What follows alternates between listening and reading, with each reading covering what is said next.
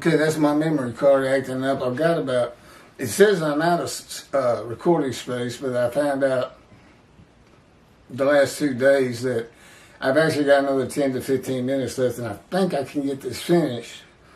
Although it'll be, I can't join memory cards together right now. Having trouble with a converter and then using Movie Maker and this and that. I know how to do it, but it's rejecting. I think it's the memory card. But anyway, let me finish up.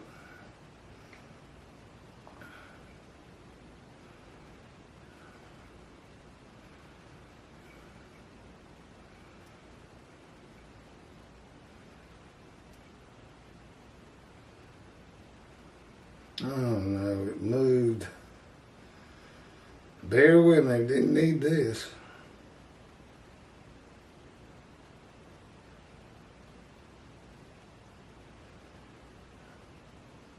The book's so big, it's still loading as I start. And then all of a sudden it'll just skip and move as other parts are loaded on.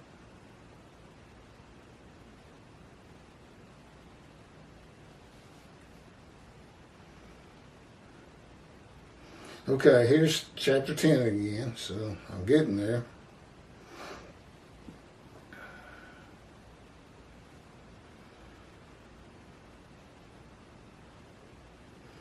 Other peoples number with me. Their lifeblood bespattered my garments. His people. Okay, now I see that's going out. Oh, I'm so close with, oh, there it goes.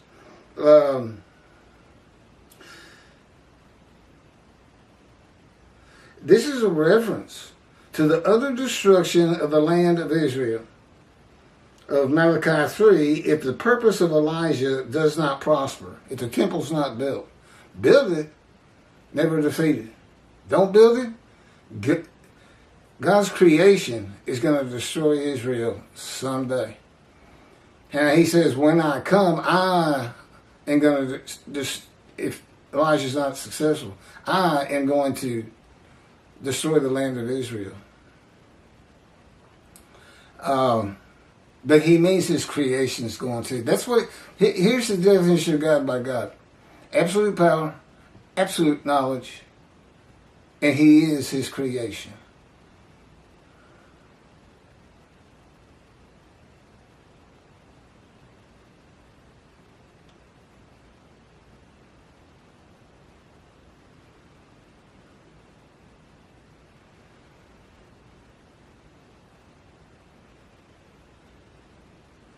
Utter destruction, that's how he says it. The Lord coming from Adam is mentioned by many other prophets in the Bible. And I have a video on it. It's very interesting. It's called The Day of the Lord. And there's about 7 prophets who have their version of the Day of the Lord, but it's finalized in Malachi 3 and completely changed. Completely changed. And there's no room for a Messianic era in it, that's for sure. That Rambam made up, including world exaltation of the Jewish people by Christianity, by Islam, and all the other Gentiles of the earth. Never gonna happen, people. You think you can get 2 billion Christians to disavow Jesus? I say good luck to you. And better luck to you if you're going to try to get 2 billion Muslims to disavow Allah as they know him. Allah means God, but it's God as they know him, as opposed to the God of Israel.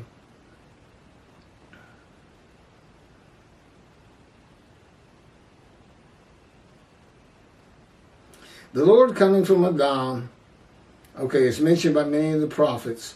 The Lord was not allowed to pass through Edom in the Exodus with Moses and the Jewish people. This is an event yet to occur. He's going to pass through, he's going to pass from Texas to Israel, Gentile lands, with a prophet like Moses. Yeah, he's in Moses, just like him. Moses is a man of divine beings. I can give you 3 or 4 references in, I guess it's Exodus, but in the Torah. And Moses is also a man of divine beings, and of course he can hear God speak. And that immediately makes you a man of divine beings. Divine beings being God, and the angel of God's presence, the Holy Spirit. But they just said no to the Exodus and Moses. And so if Moses doesn't go through, neither does God. And it's the same thing with God saying, I walked amongst the tents of the Israelites, of the Israelites. He went by, but Moses was doing the walking. He just happened to be within him, as he is within me. And he also fills this room. Any room I go to, the presence of God and the presence of the angel of his presence fills the room. There's a difference, though. If you're sitting in pews, audience, folding chairs, if you're in that room, this presence of both of those divine beings surrounds you. From head to toe, it just surrounds you. You are in the presence of God. And with me, the difference is they flow through me. I mean, they've got actual contact with my spirit. You know, and the divine beings are the Shekinah, God's presence, and the presence of the angel of his presence.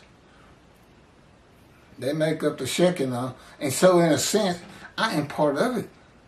Now, this is no Trinity or anything like that. Believe me, I'm a low man on the totem pole. God doesn't do any special favors for me. Now, he's done some good things. I mean, he'll make sure I get exercise and I eat good. Lately, I've been eating too good. Time to slim down a little bit. But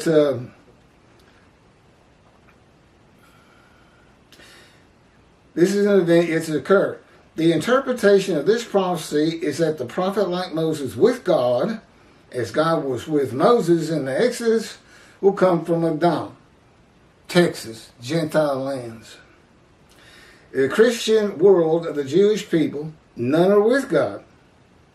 He comes with a Gentile from the Christian world.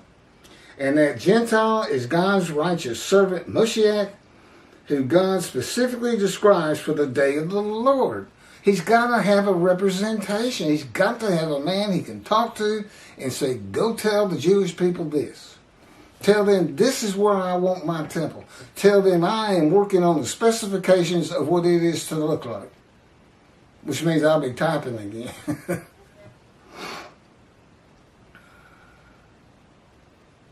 Who God specifically describes for the day of the Lord. That's Isaiah 53, is what it's for. He is God's visible representation and speaker and writer of his words, as Moses was. He is the prophet like Moses. God says he will put his words in his mouth, and he will speak to the Jewish people all that God commands him. Again, he controls my mind.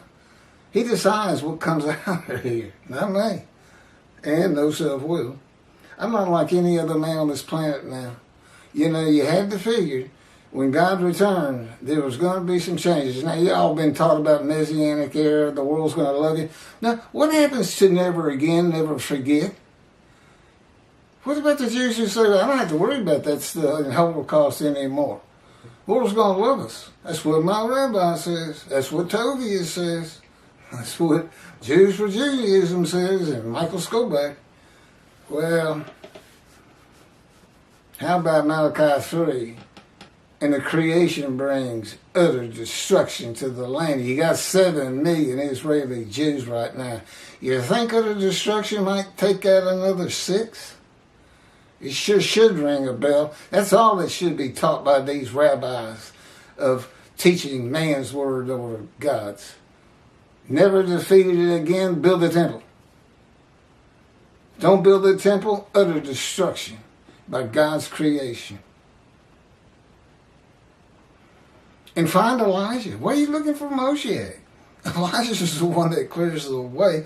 Rambam even said, we don't know if David comes before Elijah or Elijah becomes before him. He said, we cannot tell from what the prophets say. So let's go study Torah instead. Well, the fact is, they're one and the same person. Moshe, the righteous servant next to many righteous, he's one of them. Elijah's supposed to recounsel the family members through Judaism and the amendment to the new covenant, to the covenant by the new covenant of Jeremiah 31. Now Moshiach raised the money and the materials for the first temple. Solomon had it built, but David he pulled all the resources together for the most part. You know, it took Solomon longer to build his own home than it took to build the first temple. I think it was 10 years, his house was 12 years. I'd have liked to have seen that. And here's God. This is what I was talking about, the need to convert. I will raise up a prophet for them. He's talking to Moses. From among their own people. Okay, see, I don't fit that part. But like God said, it doesn't even matter. I mean, you're writing my words. You are a prophet like Moses. And just disregard this if you want to. Or we can convert in Jerusalem. Orthodox. You know, I don't know what will actually happen. They don't tell me anything of the future. If I can't figure something out of my own, I don't get to know. He would never tell me what another person is thinking or what they're doing because I couldn't know of my own. You know, and I still have to live the human experience, he calls it. And I'm like, why? I'm not as far from the human experience as you can get. But what it does is I'm still feel like Keith. They'll still have me lose stuff and, you know, make mistakes.